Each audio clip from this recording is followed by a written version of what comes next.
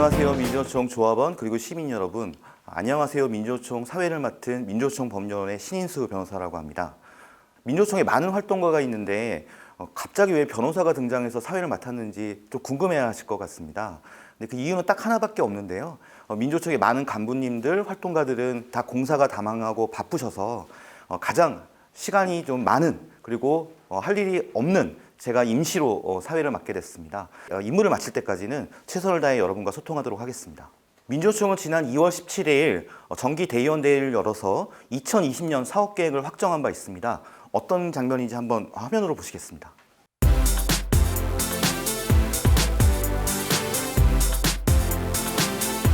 김남을 그날까지 기대합시다. 기대! 네, 여러분 감사합니다. 예!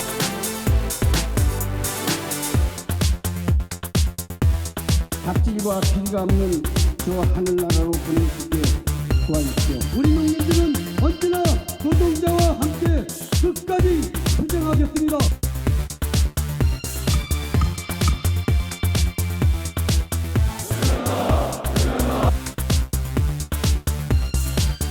안녕하세요. 민주노총의 첫 게스트로 민주노총 위원장 김명환 위원장님을 모셨습니다. 네, 안녕하세요. 민주노총 위원장 김명환입니다.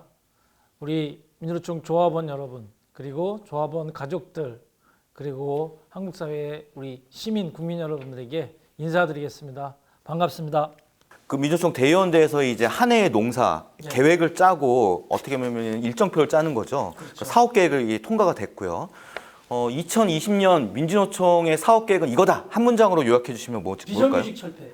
비정규직 철폐? 예. 왜 그렇죠? 한국 사회가 비정규직의 노동으로 움직이는 사회가 아니라 이것이 없어지는, 그래서 정말 이 비정규직이 없어져서 제대로 자신의 노동과 땀에 대한 그러한 사회적인 가치를 부여받는 그런 사회가 올 때 정말 한국 사회가 정말 성장하는 것을 이렇게 보기 때문에 뭐 모든 것에 전면에 거는 것은 비정규직 철폐.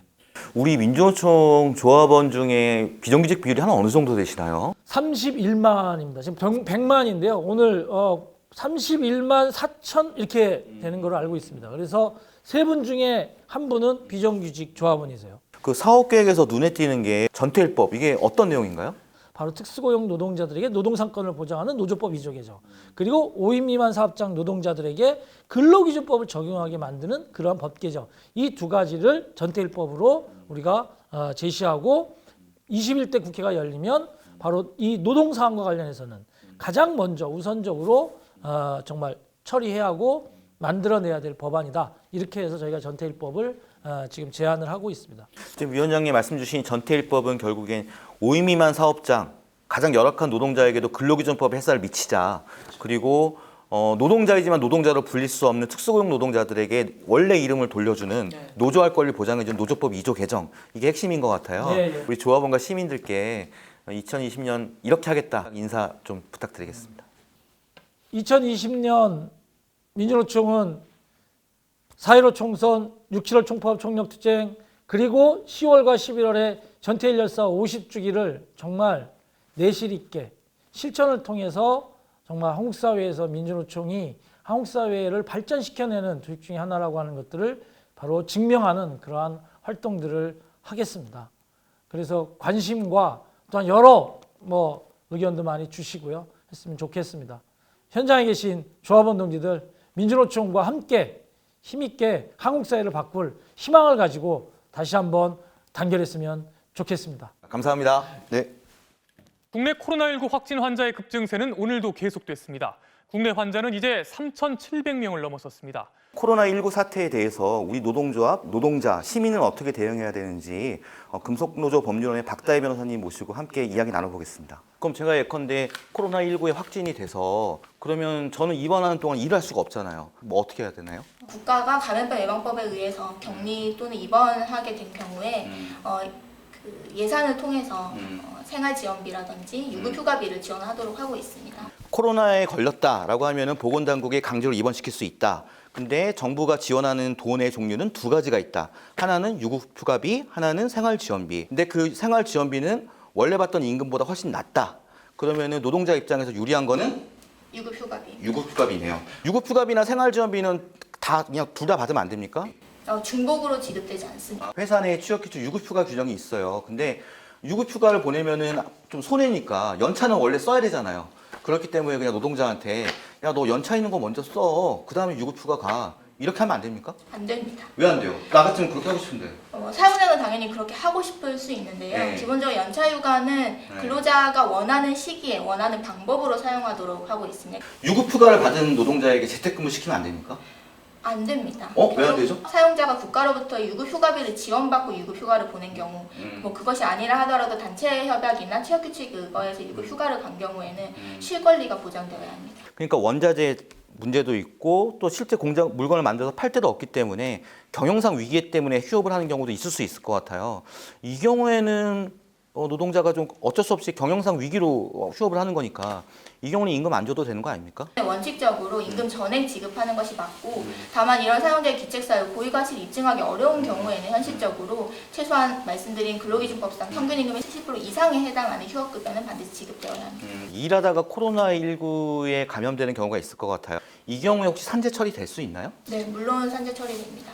행여나 출퇴근하다가 지하철이나 버스에 코로나 확진자가 있어서 코로나19에 걸렸단 말이에요. 이 경우는 일하다가 코로나에 걸린 게 아니기 때문에 이 경우에는 산재 처리가 좀 어렵지 않나요? 아닙니다. 산재 처리 가능합니다. 출퇴근하다가 그냥 버스나 지하철에서 코로나19에 걸려도? 네. 3월 달에 계약 연기됐거든요. 그러면 이제 애들 학교 안 가잖아요. 그러면은 아이를 이제 돌봐야 되잖아요. 그러면 일단 연차휴가를 써야 되나요? 뭐 어떻게 되나요? 우리 남녀고용평등법상 가족돌봄 휴가라는 것이 있습니다. 그러니까 뭐 단순히 자녀 양육뿐만 아니라 가족이 뭐 질병이나 사고로 인해서 도움이 필요한 여러 가지 돌봄이 필요한 상황들이 있을 텐데 그때 최대 10일까지 가족돌봄 휴가를 쓸 수 있습니다. 그런데 문제는 이것은 무급 휴가로 법상 정해져 있어서 이것을 유급으로 만들기 위한 사실 시도들과 노력이 좀 필요할 것 같습니다. 저는 이번 코로나19 사태를 겪으면서 한 가지 좀 뼈저리게 느낀 게 있어요. 궁금하죠? 네, 뭔가요? 저는 노조할 권리라고 생각했어요. 노조할 권리라는 게 단순히 노동법의 문제가 아니라 안전할 권리, 그리고 생존할 권리라는 걸 좀 느꼈어요. 네, 맞습니다. 사실 일상적으로 일터에서 일어나는 여러 가지 상황에서도 당연히 노조할 권리는 중요하지만 이렇게 어떤 특별한 위기 상황에서 여러 가지 사용자에게 요구하고 또 국가에 요구하는 여러 절차들이 필요한데 그 부분에서 반드시 노조할 권리가 지켜지는 사업장과 그렇지 않은 사업장은 차이가 있는 것 같습니다. 그래서 우리 5%의 조직된 노동자들이 조직되지 않은 95%의 노동자들을 위해서 뭔가 좀 해야 될 것 같아요. 네, 그래서 일단 사업장에 노동조합, 민주노총 노동조합이 있는 경우에는 기본적으로 그런 사용자에게 여러 가지 방금 말씀드린 그런 요구들을 할 때 그 조치 범위 내에 이런 비정규직 노동자들 그리고 이제 파견 노동자들 여러 가지 비정규직 노동자, 특고 노동자들이 배제되지 않도록 좀 포함되는 조치들을 요구를 연대해서 할 필요가 있지 않나 생각이 듭니다. 그런 건 단위 노조에서도 할 수 있고 그렇죠. 산별 노조에서도 할 수 있겠네요. 예컨대 금속 노조면 금속 노조, 금속 산업 전체적으로 우리 비정규직 노동자들의 안전과 생명을 보호하자 네. 이런 걸 요구할 수 있겠네요. 네. 알겠습니다. 우리 민주노총 법률원에서 변호사랑 노무사님들이 함께 이 코로나19 어떻게 대응할지 그런 이슈 페이퍼, 조그만 책자를 만든 게 있어요. 네. 그러니까 자주 묻는 질문에 대한 답변들을 정리해가지고 코로나19 이렇게 대응합시다라는 책자를 만들었죠. 지금 보시는 이겁니다. 그러니까 이거는 민주노총 홈페이지에 보시면은 우리 일반 조합원 또 그리고 우리 시민들이 다운받으실 수 있거든요. 그래서 조금만 좀 도움이 되셨으면 좋겠어요. 네, 감사합니다. 네. 감사합니다. 민주노총 조합원 시민 여러분 잘 보셨습니까? 이제 방송을 마무리할 때가 됐습니다. 마무리하면서 오늘은 2월 27일인데요. 오늘 고 문중원 열사, 문중원 기수의 추모 공간이 철거되는 사건이 있었습니다. 저도 그 현장에 있었는데요. 유족들, 그러니까 고인의 부인 그리고 아버님, 유족들이 있는 그 텐트 공간을 갖다가 1000여 명에 이르는 경찰 그리고 용역들이 강제로 철거했습니다. 그 무너지는 텐트에 깔리는 유족들을 보면서 정말 많은 생각이 들었어요. 저는 이번 사태를 보면서 두 가지를 느꼈습니다. 우리 공권력이 참 무도하구나, 참 무도하다. 동방예의지구까지는 거명하지 않는다고 하더라도 거의 100일 동안 장례조차 치르지 못하는 그 유족들을 굳이 그렇게 짓밟아야 했을까? 공권력의 무도함을 다시 한번 확인할 수 있었습니다. 또 하나는 서울시나 경찰이 주장하는 건 이래요.